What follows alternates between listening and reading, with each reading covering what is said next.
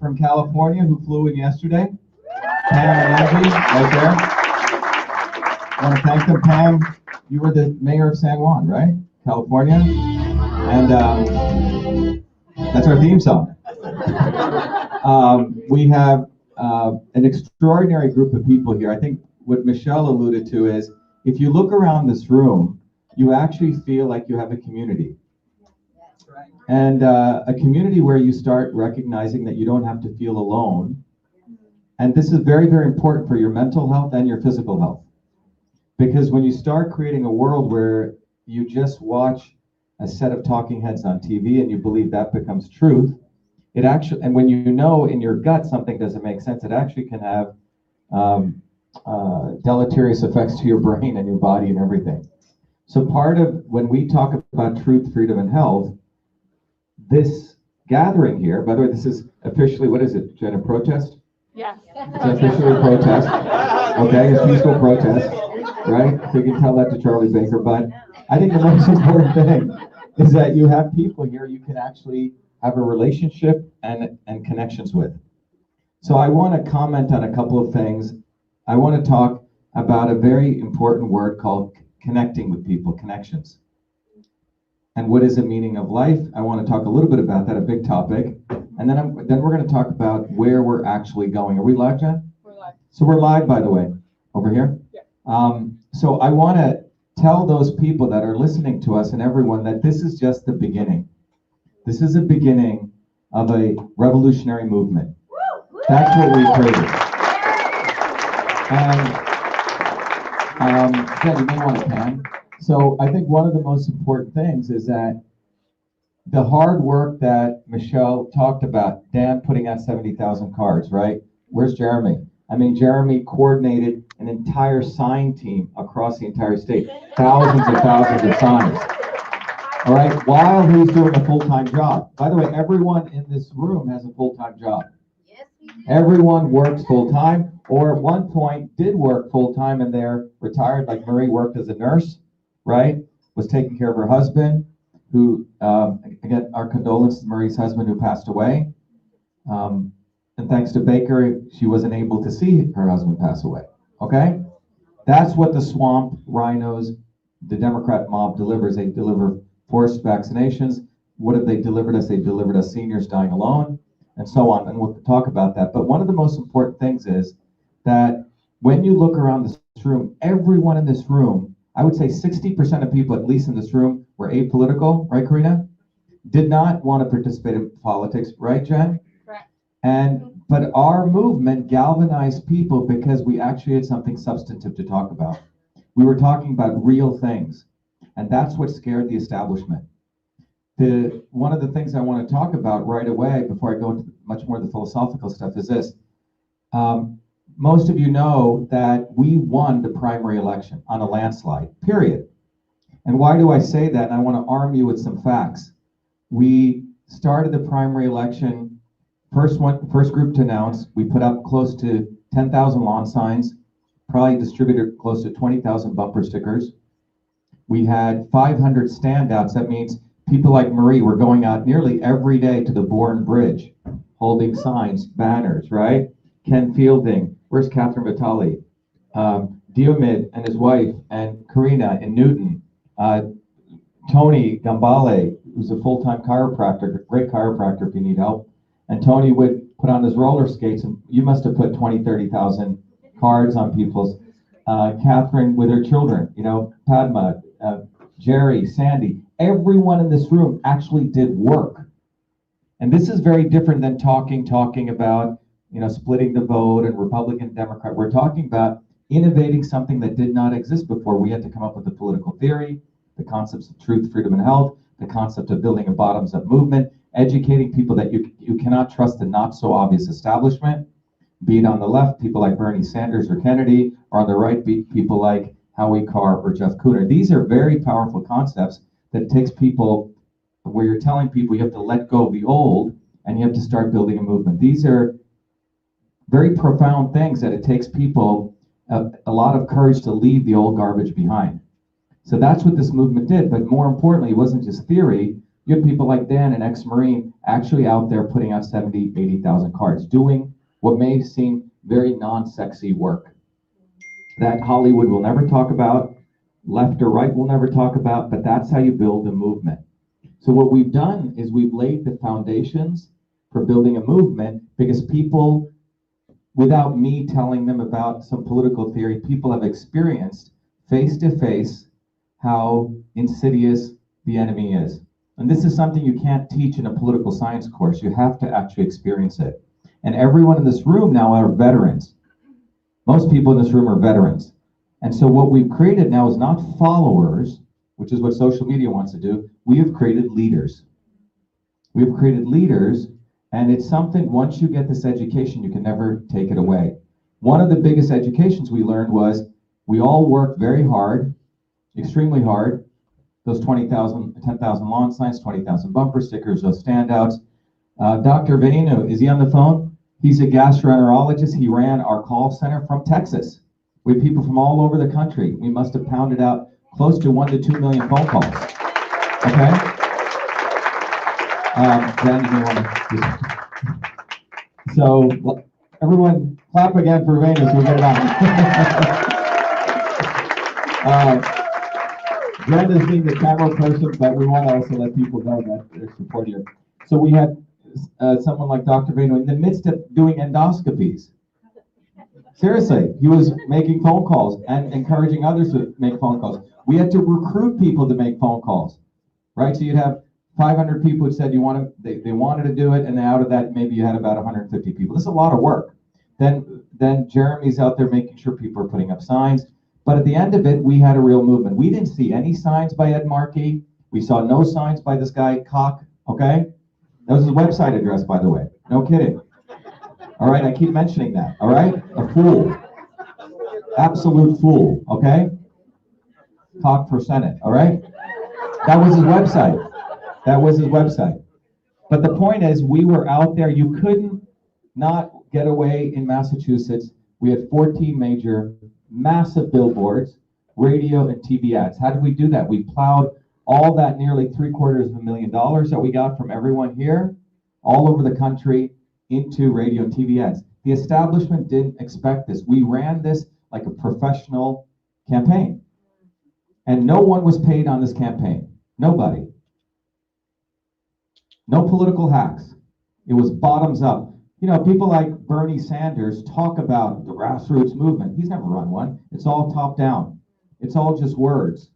This was truly a bottoms up movement. And that's what scared the establishment. So what did they do? They cheated. They lied, which is what they always do. They flipped the switch. And people like Ralph Lopez, who just joined us, there's a whole group of people for nearly 20 years, Bev Harris, Benny Smith, John Brakey, they've been talking about this. But when you have an MIT PhD, people may listen a little more, right? So they hit us, and what did they do? Well, in those voting systems, and by the way, we all learned this. We didn't know this. They have the capability to multiply votes by factors. It's called factoring. If you get 1,000 votes, I get 1,000 votes, they can multiply your vote by a number, like 2, or 2.5, or 2.75, and they can multiply my votes by 0.5.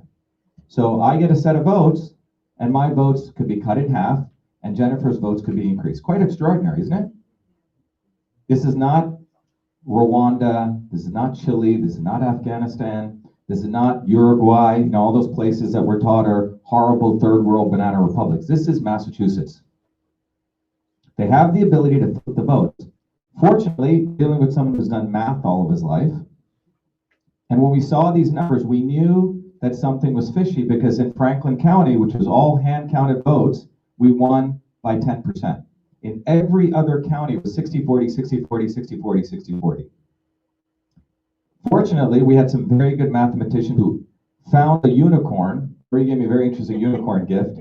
That unicorn was, people have seen this over the last 20 years. They do this weighted race voting, but they've never been able to calculate the factor.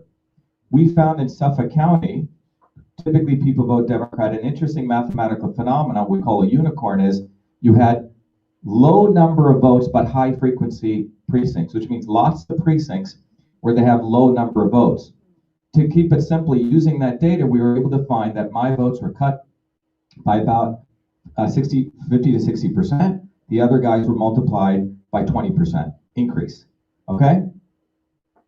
And we have all the data. We can bring in any expert and they can validate it. So that's what they factored our votes by.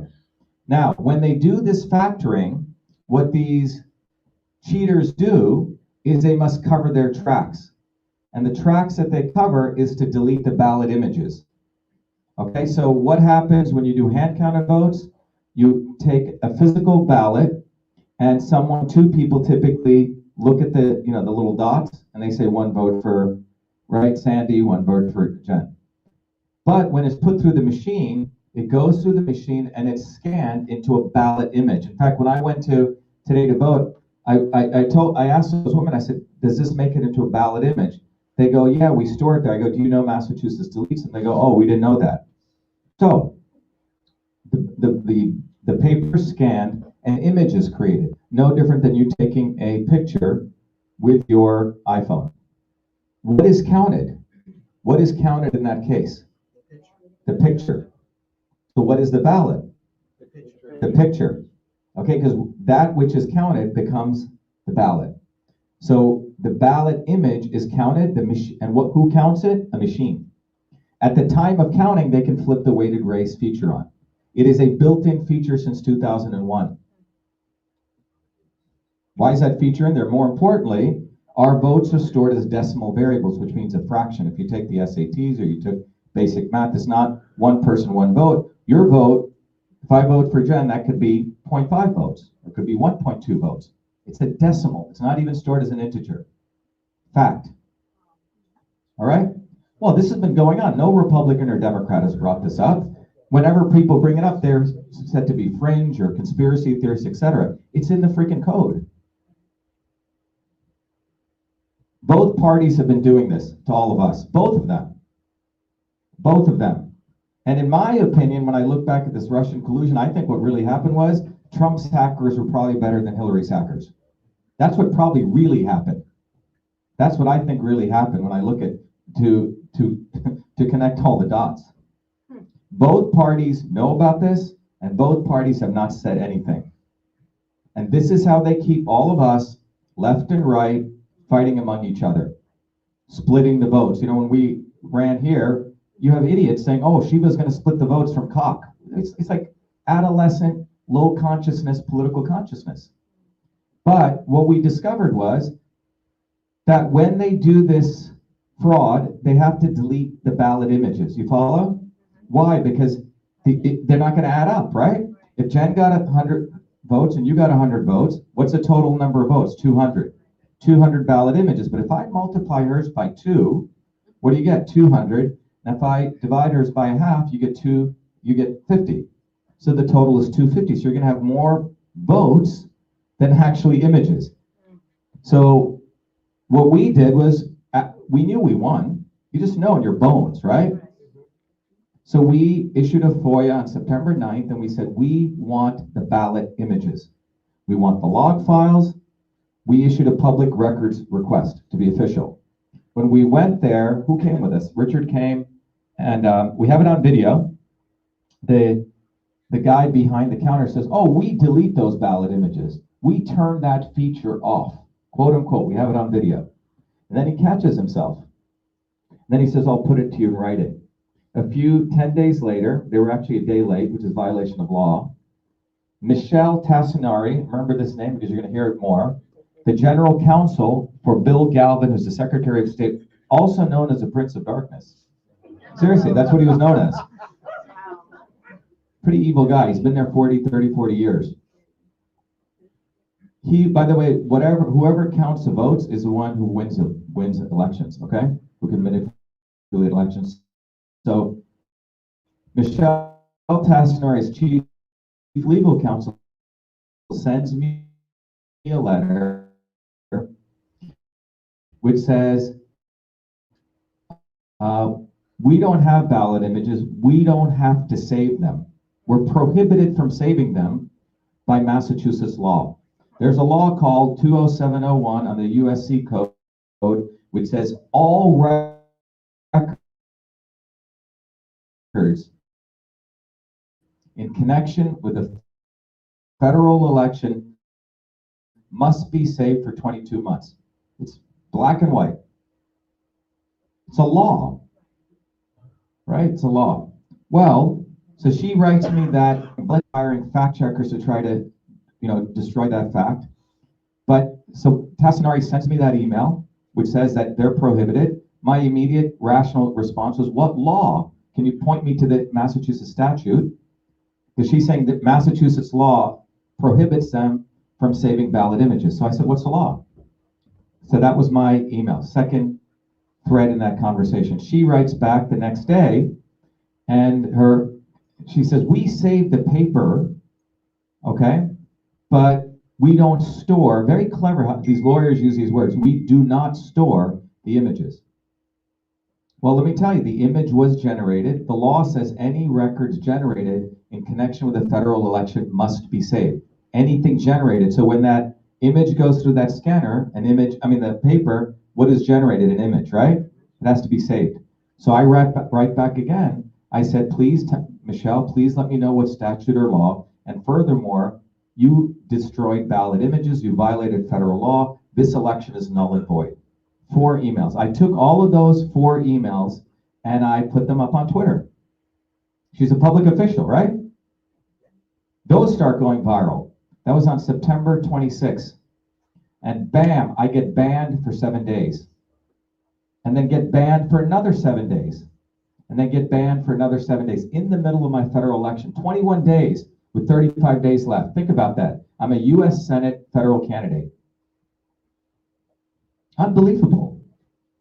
So 60% of my election, I was basically shut up on the platform that I spent nearly 10 years building 250,000 followers, every day doing 30,000 tweets. Never have I been banned like that.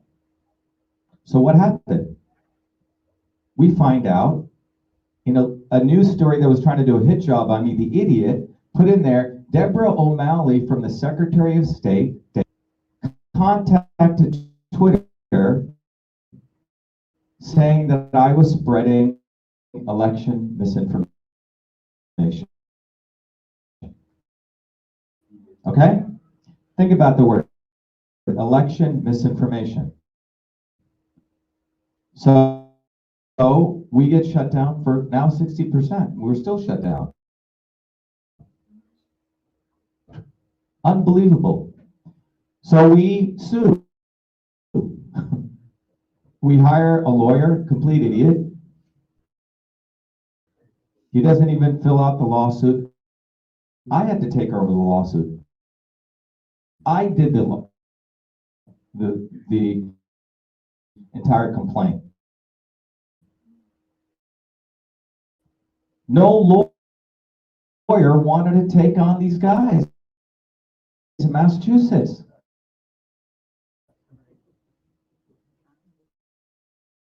Because they're all wired in. I have no legal experience. By the way, I've been in lots of litigation, so filing, with all the businesses. So fortunately, that came to help. At the end of the day, so what happens when you file a lawsuit? There's 2 parts to a lawsuit. Here, we're right in the heat of battle. Stop contacting Twitter to shut me down. Okay? You guys get this? If you notice, people have been filing lawsuits against Twitter, and that goes nowhere because Twitter says we're a private company. It's our platform. We can do whatever we want. The election integrity stuff is there, but those lawsuits go on for years. So I said, wait a minute, why don't we sue the Secretary of State violating my First Amendment rights. Okay? It's a full situation. So, right? Most lawyers, by the way, in order to get accepted to the federal bar, it's a different standard than the state bar, right? Everyone knows there's a state and then there's federal. The attorney we get is the attorney, I think, who took on Billy Bulger. I mean, the judge who put Billy Bulger away. His name is Mark Wolf. First Amendment guy appointed by Reagan. So I had to study all this case law. I had to put together my arguments. This is what you learn in law school for 3 years, and maybe you work at a firm for 20 years. And the judge asked the day before the lawsuit, he said, I want you to address 2 cases. One was called Blum versus Yaretsky, and the other one was Already versus Nike. So he said, and so why are those cases important? Well, in a very famous case called Blum versus Yaretsky, it's who do you sue? See, part of the law is who do you sue? So do you sue? So in this case, there's a very interesting case. An old man was being moved from his nursing home, from one nursing facility to another. And he decided to sue the nursing home for doing it because he said the nursing home was being paid by the government, Medicaid. And he said, instead of suing Medicaid, I'm going to sue the nursing home because he said the nursing home is literally an arm of the government. You follow what I'm saying? They're just an arm of the government. And that case got thrown out of court because the judge ruled in that the nursing home is a private facility. They can do whatever they want. He should have sued the government. Okay? So the good news for us was it was almost the judge was giving us a layup. Because the issue is, why are we suing the state instead of Twitter? And my argument was that the state induced Twitter to do an action, government entity. There was a very famous another case that I had to, lost a lot of sleep reading called Straub versus, I think, Polker or something. It was called cat's paw liability. So why is this important? There's a very famous Aesop fable story about a monkey who's trying to get a chestnut off a hot coal, okay? And he doesn't want to get it, so he convinces a little dumb cat to go take the chestnut off, and the cat gets his hands burned, okay? The reason this is important is the monkey induced the cat to go do the crime. You follow? So that became a court case called cat's paw liability, which is if 2 people are working in a company, let's say Sandy and Jerry, and Sandy induces the employer to fire Jerry, typically you sue the employer. Let's say it was wrongful termination. But cat's paw liability said you could actually go after Sandy. She induced the employer to do something. You follow? So we had to show that the state induced Twitter to do something. Twitter was the cat's paw. The monkey was Galvin. All right? So I had to bring in other case law, and I said, look, in this case, the state induced Twitter to essentially suppress speech. And how did I show that? I said, look, since August 2011, all the way to September 25th, I've never been banned like this, ever. 30,000 tweets. I've called Elizabeth Warren an idiot, right? I've spoken up against GMOs, spoken up against forced vaccinations, all sorts of controversial things. But the day that I put up those 4 images exposing Galvin as destroying ballot images, that instant is when I became persona non grata, and the state induced Twitter, okay? So we got really lucky. The young 23-year-old girl who Galvin had called Twitter to shut me down, the judge cross-examines her. He goes, so what did you do? How did you contact Twitter? She goes, oh, I went to Twitter's website and I made a complaint. And he goes, oh, what did you put in the complaint? Oh, about the first tweet about the million ballots being deleted and the other emails. And he goes, oh, then what happened? And so she accidentally blurts out, we have a Twitter partnership. We are partners with Twitter. The state, so up until then, the Harvard attorney was saying, well, anyone can make a complaint. We're just like any other citizen. No, it turns out the Secretary of State is a Twitter partner. Okay? It gets even more interesting. Michelle Tassinari, the legal counsel, this little young girl, she probably didn't want to get thrown in jail for lying for these people. Probably she had some parents that said, tell the truth. Then she says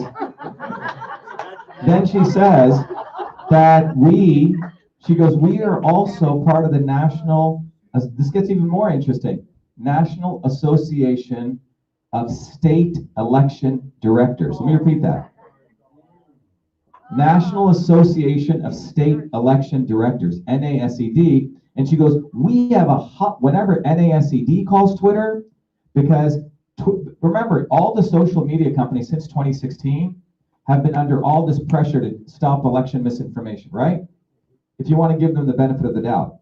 So if the Secretary of State uses a dog whistle of election misinformation, it's like calling someone a Nazi or a KKK. Twitter jumps all over it, especially if it's coming from the state. You follow? That's like authority. And it turns out that the National Association of State Election Directors was contacted by Michelle Tassinari when I put up those 4 tweets. A woman called Amy Cohen, who's the executive, all this comes out.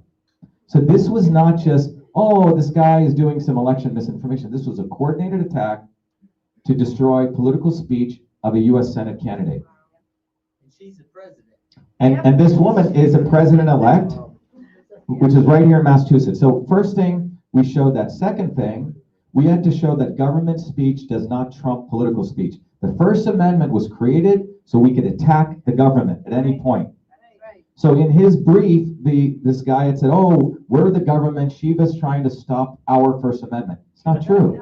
You can't do that, especially during the course of an election. In fact, this is even more interesting. You have if I'm running against Sandy, I have the right to say she kicks her dog, even if it's false information. The Supreme Court ruled, the Supreme Judicial Court, even false information is allowed in political speech. In the marketplace of ideas, it's up to her to challenge that and say, I don't kick my dog, okay? Even false information is allowed, so we showed that. And the third piece we had to show was what's called 11th Amendment immunity. The 11th Amendment says that you cannot sue a state official in federal court. We were suing a state official in federal court. However, there is an exception to that called Ex parte Young. I'm not going to get into it, but we talked about that and exposed it. By the end of this, a judge is looking at this lawyer with 20 years experience. He goes, you had 10 days to do this. This guy is pro se.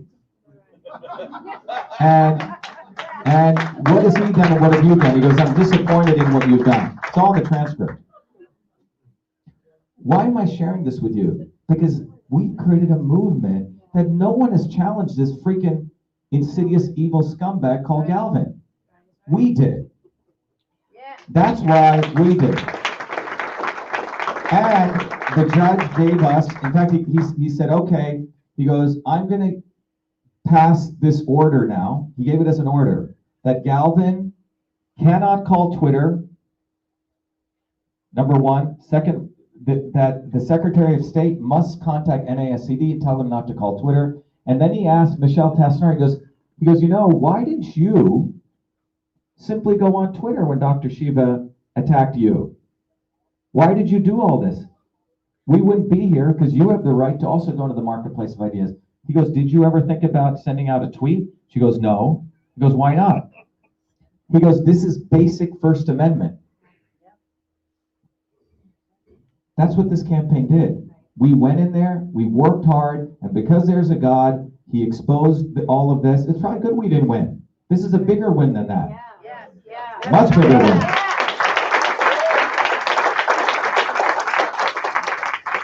So that's why we call this a victory party. This is a victory party. You can't trust any of these numbers anymore.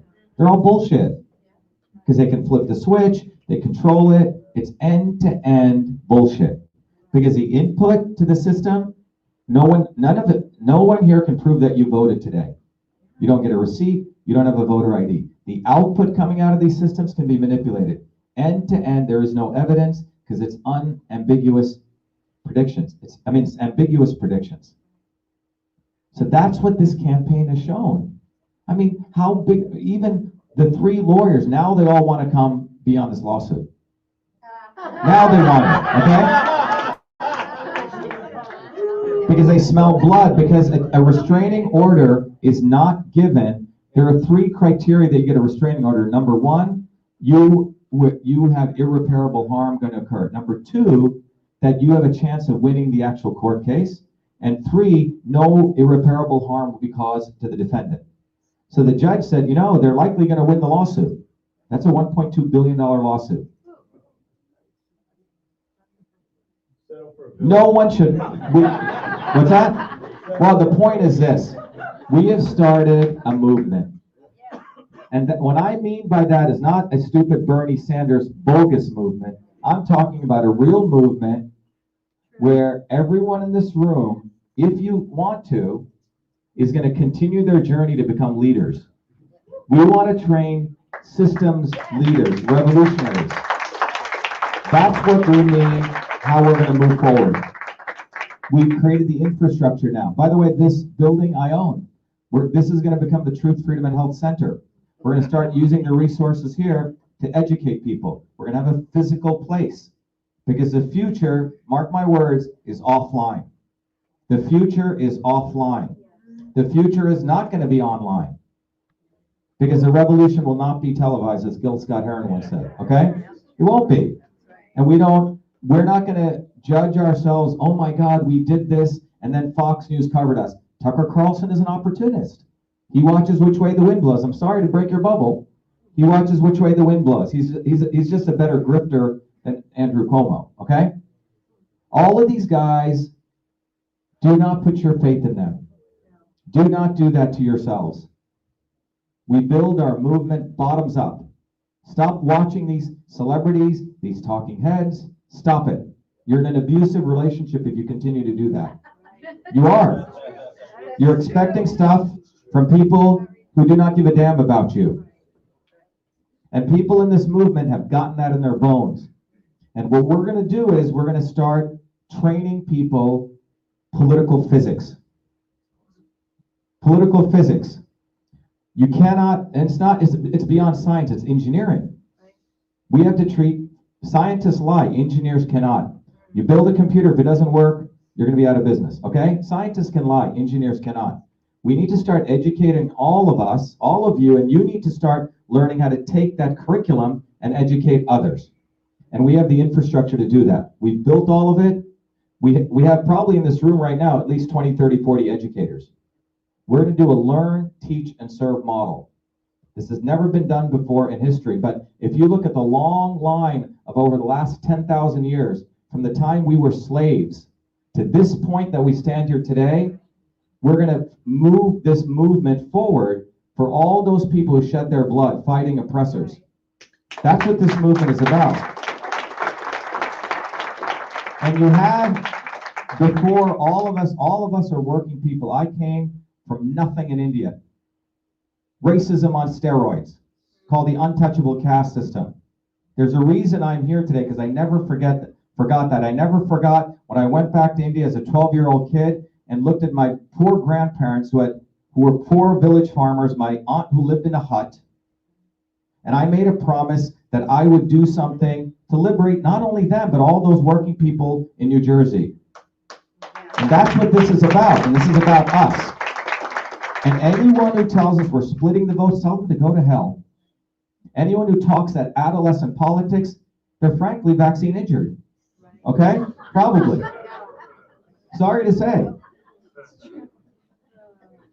But the bottom line is we need to raise the political consciousness. That's what this movement has done and will continue to do. And it's only a matter of time now before we will destroy the establishment. I'm telling you, it's only a matter of time. Because we've laid down the framework, the infrastructure, and it's built on a solid foundation of engineering physics. And what do I mean by that? It means everyone here, if you want to, is going to learn 3 important curricula, which is part of our curriculum, which is online, and everyone who's a volunteer will get access to that curriculum. It's called the Foundations of Systems Thinking. Number 1, the first part of this curriculum is the interconnection between truth, freedom, and health. This is like knowledge, okay? Yes, I created email. Yes, I created Cytosol, but this is probably my most proudest innovation. Teaching you that you cannot have truth without freedom. And you cannot have health without truth, and you cannot fight for freedom without being healthy. These things are interrelated. And all of those three things intersect politically, three areas of human life which have been separated. You've had the people over here just sitting under a mango tree meditating and doing yoga, the health movement. Over here you've had the 1A and 2A people fighting for freedom, and over here you've had people fighting for innovation and truth. We're intersecting all of those. They have to be intersected. We're bringing together people who want freedom, recognizing, why do you want freedom? You want freedom so you can have science to discover truth. And the reason you want truth is you can find real problems and real solutions to solve the health of your body. The reason you want to be healthy is so you can fight for freedom. That's first principle everyone will learn. We have that in our curriculum. You got to learn this though. You have to actually learn it in your bones. Second principle is exposing the not so obvious establishment. This is probably the most important principle. And that principle is that the establishment actually creates people who are called the not so obvious establishment. That's what I call them. The left and the right do it to sucker you in back into the establishment. On the left, you have Bernie Sanders, you have Elizabeth Warren, you have Al Sharpton, Robert F. Kennedy. The Kennedys are institutionalized, not so obvious establishment. And it takes a lot for people on the left to say, oh, they're so nice people. Oh, Bernie says revolution. No, he's a scumbag. Because at the end of the day, he took all those young people's votes, and who did he do? He gave them to Hillary. Right? He didn't build an independent movement. If he truly was there, he would have said, screw you, I'm going to build it. He didn't do that because he probably got some nice favors given to him. Follow the money. And on the right, in Massachusetts, you have scumbags like Howie Carr and Cooner. And what do? They mislead the white working class. You have one side misleading the poor black working class and the other side misleading the white working class. And when I brought this up, we've taken on subjects people don't want to handle. Oh, Howie Carr says he's a Trumper. No, he isn't. He's a scumbag. He has supported all the rhinos, and then he plays both sides. But this teaching takes a while for people to get. But once you understand the not so obvious establishment, that's a huge step forward to liberation. That's lesson number 2. And the third lesson is that we must build a movement bottoms up. Bottoms up. And that takes work. That takes letting go of the news media, like Dan passing out cards, like Sandy going out and getting signatures collected. And this is something the youth have forgotten, hard work. So people sit there thinking like some Jennifer Aniston is going to solve their problem. They do. They really do. Or a stupid idiot like Sean Penn. Right? Or Tucker Carlson. I have to bring up Tucker. He's a grifter because he didn't support Trump initially. Okay? These guys are just a little bit better seeing which way the wind blows. And then they'll come out as though they're on their side. We cannot trust any of them. We must build a bottoms-up movement. And this takes people who are disciplined, are not lazy, and who want to win. And that's the future. The future is going to be offline. Our goal is to build 50,000 what I call truth, freedom, and health warriors. We have a plan. In Massachusetts, 250,000 over the next 2 years in the United States, and 1 million worldwide. We have a plan.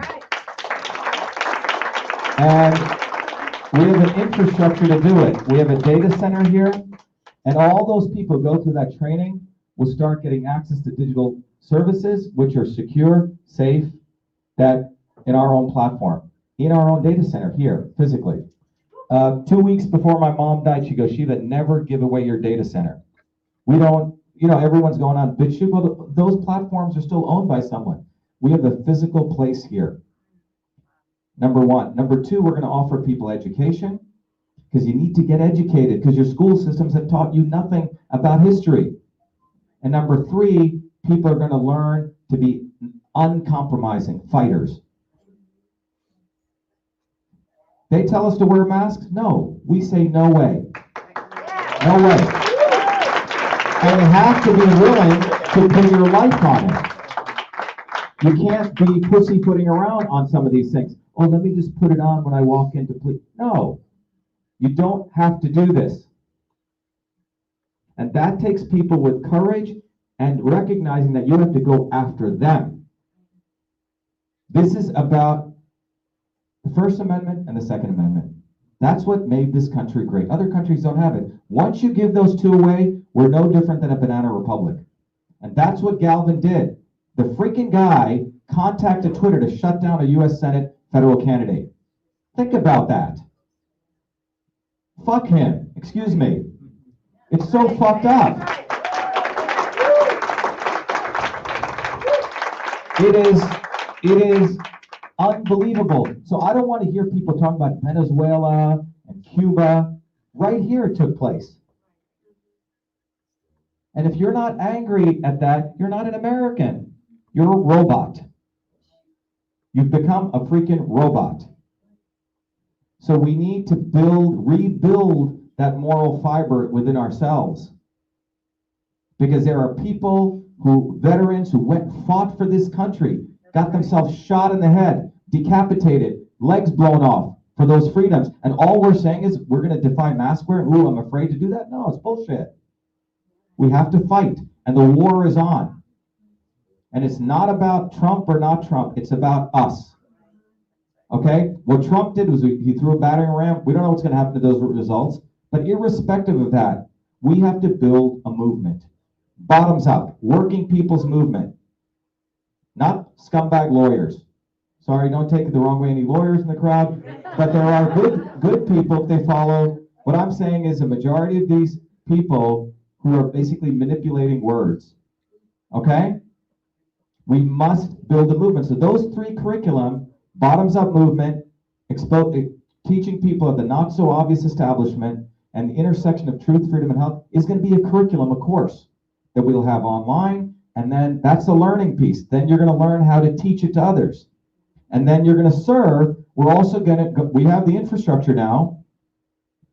Whoever wants to run for political office, we're going to support that. It would be great 2 years from now, 100 of us run under the independent truth, freedom, and health banner. That's what we're going to do. We're going to escalate. We need to destroy these people. That's what needs to be done. Nothing less than that. They must be destroyed. Because if you really look at it, they just want to go back to the few elite kings, and we're all peasants. That's the attitude they have. It's all about money. And you know what? At the end of the day, we come into this world naked and we leave with nothing. And you have to make a decision. And this is a very interesting thing. This is a controversial piece. You know, in the Bible, it says a meek will inherit the earth, right? It's a very interesting thing. People say, ooh, yeah, that's nice. You know, it's like an aspirin you give the poor people. Oh, one day you'll inherit the earth, sometime in the future, right? We can have a discussion. Michelle and I were talking about this. Well, a lot of the words that Christ put in the Bible have been manipulated by those in power, right? To mollify people, like turn the other cheek. I don't believe that bullshit. Okay, I'm sorry. Gandhi did that to India, and he screwed over people for 70 years. The establishment is very clever. They come up with ridiculous ideas to suppress people. You're supposed to fight. Someone knocks you once, you knock them 10 times back. Okay? So I was thinking, Michelle and I were having this discussion about it. No, I want to talk about this. Well, what does the meek actually mean? The meek means people are not that courageous, people who are subservient. Well, maybe what Christ was actually saying was, if you want to be subservient, if you want to be meek, yeah, you can have the earth. But those people who are courageous and fight, they will be given heaven. Maybe that's what he was actually saying. Because many of these so-called Christian preachers never want to talk about when Christ took that whip and he whipped those people, right? Although Christ was just getting angry. There's so many things in the Bible that really don't come to the essence of what Christ was. Christ was intersecting heaven and earth, in my view, as a student who has a deep and personal relationship with Christ. So I think we need to rethink all of this stuff. And I believe when you fight and you go to the essence of you, you become a truly liberated human being. Not sitting around a tree and meditating, not sitting and talking New Age philosophy. Maybe it'll help some people, but I believe the true path to liberation is fighting. You have to fight, and you have to let go of all the material bullshit, and you have to fight for truth, freedom, and health. That's what this movement is about, and we're not going away. We're not going away.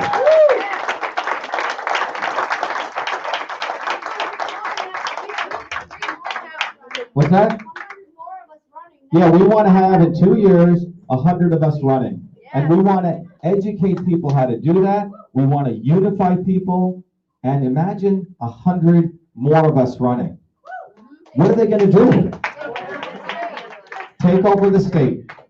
But regardless of their electioneering, because they know they could do fraudulent stuff, the issue more importantly is to educate people. My great-grandfather said, education is revolution. He was a man with nothing. He was very frugal, but if someone wanted a book, he would figure out some way to get money, to get it to them. Education is revolution. Once you understand the not-so-obvious establishment, once you understand the real concept of building a bottoms-up movement, once you understand truth, freedom, and health, you're liberated, man. You can stand, you're like a Navy SEAL. Politically, you can stand on your own 2 feet and fight. And that's what we need to do. We have no other choice. There's no other choice or be a slave. And that's what I'm here to tell you. And that's why today is a victory party. We don't care what their numbers say anymore. Their numbers are meaningless. Their numbers can be manipulated, adjusted. It's all bullshit. What is true is, imagine this. I want to leave you with this. This is a reality. We're in Massachusetts, 2.5 million households, right? 50,000 of us really get these concepts. Well, 50,000 people each talk to 50 people. What is that? That's 2.5 million households. Am I right? Offline. The future is offline. The future is offline. Neighbor to neighbor, you start building relationships with people. We start looking at people. We start talking to them. We start giving them a card. We have meetings. We have discussions. We start educating our neighbors on those principles. That's the only way out. 5 companies control all the big tech. Facebook, Google, Twitter, etc. So you got to be out of your mind to think that if we're going after the establishment, that they're going to say, okay, we're not going to do that. We're out of our minds. Yeah, please come. You know, it's inevitable, right? So that's why 50,000 is a number. And think each of you having 50 relationships in your neighborhood. I'm telling you, the game's over for them. It's just a matter of time. But I've engineered a curriculum. We put together a plan. And that is my gift to all of you. Okay? That is what we need to do. I think it'll be better than email. Okay? So I think in closing, what I want to do is I want to thank each one of you should thank yourselves. I want everyone in this room before you leave to honor yourselves. Because Shannon has a child, she was out there putting up lawn signs, bumper sticker. Ken Fielding works as a hair cutter, right? Ken found people to help us do stickers. Karina, I can go to, who am I missing? Margot. Tens of thousands of calls. Beth Hoffman, right? Everyone in this room. You guys should honor yourselves because when you started taking action, that's when you became truly a human being. When you're simply on the sidelines, bemoaning what's going on, you're headed towards your own depressive state. But when you took action, you became a human being. And Jen Bennett right here. Jen and I get up, Jen's 6 months pregnant, we get up at 7 in the morning and Jen and I talk until 12 midnight. Seriously, we run this as a full-time effort. For us, we have Catherine, Natalie, Michelle, obviously, for everything she does. Jerry gets up at 5 a.m. in the morning. Who else am I missing here? Puts up signs. Jeremy, Marie, Tony, everyone. And we have about 3,200 volunteers. You guys have showed up. Thank yourselves that you've become a journey. You've started a journey now to fight. Crystal, we have Crystal came from Nebraska twice. Yeah. Plus, we had people in the audience raise their hands for people that have bumper stickers that made phone calls, Right. and almost everyone in the room raised their hand for something. So really, it's Yeah, everyone here, if you put a bumper sticker, a lawn sign, you're part of this. yeah. So, but honor yourselves. Really let it absorb what you're part of now. Don't take it lightly. Do not get brainwashed by the illusion on TV. We connect with ourselves here. You have friends here now, which you didn't have before. Deep friendships, I'm telling you, because you intersect on something much deeper than some, surface level thing. So we have a richness here, and we have to grow it.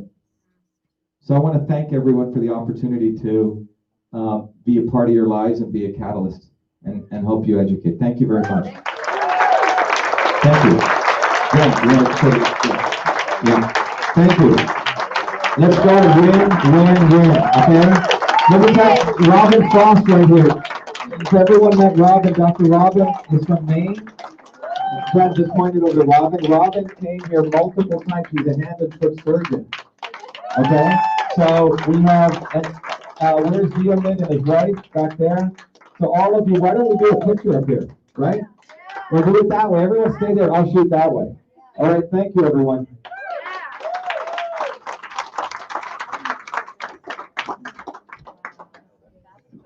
I'll just go here. We'll take a picture, okay?